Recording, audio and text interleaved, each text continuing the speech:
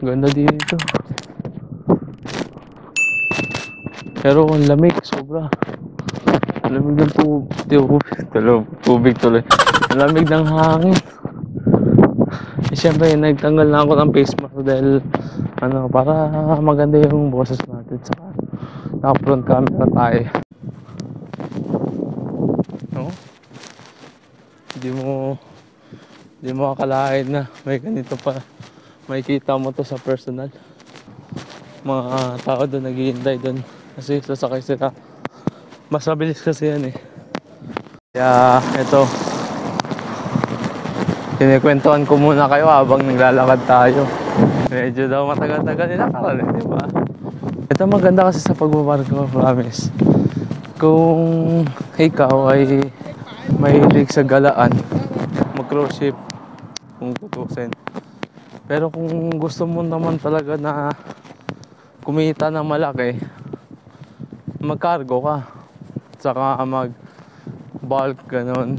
Ibang type ng ship, ganyan. Kasi pag sa cruise ship kasi, maliit lang yung sahod. Sabihin ko na sa inyo, real talk. Mas malaki yung difference ng sahod pagdating sa mga cargo. Layo yung difference. Pero maganda lang, nahabol naman ng cruise ship dahil sa tip. Kung malakas ka sa tippings, habol mo yun. Habol mo rin yung sahod din. Kaya depende sa performance mo. Kung malupit ka talaga magpasaya ng guest, edi dito ka na. Hello. Edi sa cruise ship ka na. Kasi mas mag-enjoy ka dito. Hello. Kasi dito sa cruise ship, madami kang pwedeng gawin. Dami kang pwedeng magalaan.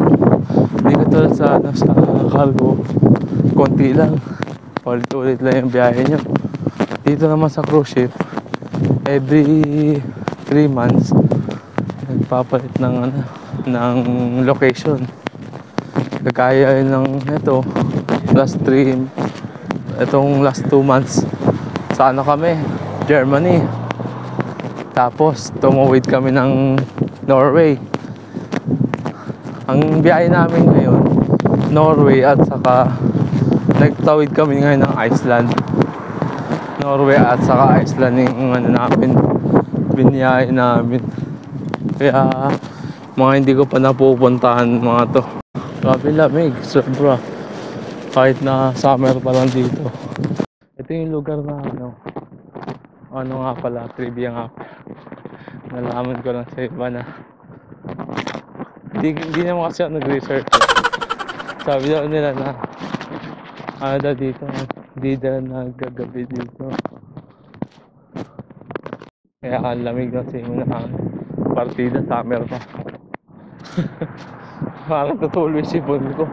Hindi nga lang ako nag-bonnet. Mumukha kasi akong Ed Kaluwag pag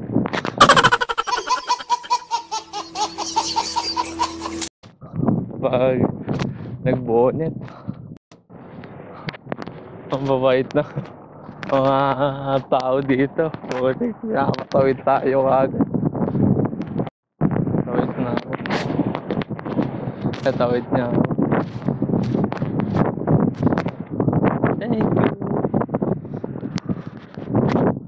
Thank you sa'yo.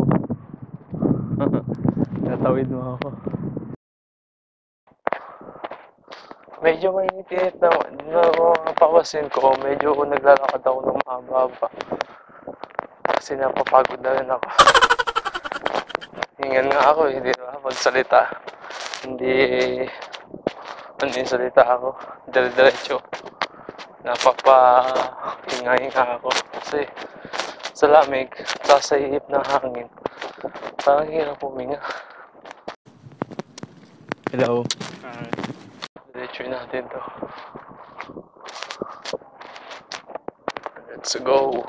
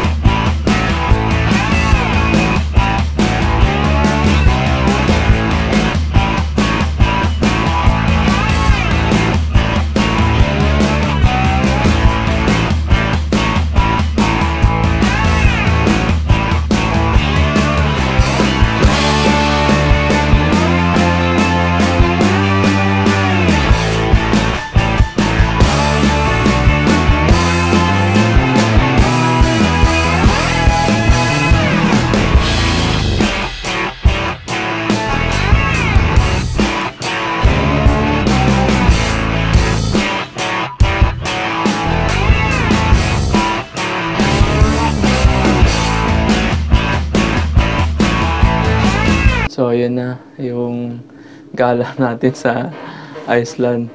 Medyo bitin yung ano natin. Bumalik kasi kaagad ako. Ito, naka-uniform na kaagad ako. Duty na rin eh. Pagkatapos ko lumabas, yung mabilisan lang. Hindi ko rin masyadong maipakita yung, yung lugar sa Iceland. Kasi bad duty kaagad. Pang-umaga na kasi ako, hindi na katulad ng dati na take your time talaga sa paglabas. Kaya ito, magjo-duty na ako. Sige, sana nag-enjoy kayo sa sa gala ko sa Iceland. Kahit pa paano naman nakalakad-lakad tayo dun. Nangalay-ngalay yung bente ko, tapos duty na naman. Yan talaga, sakripisyo yung pahinga. O, sige. Salamat.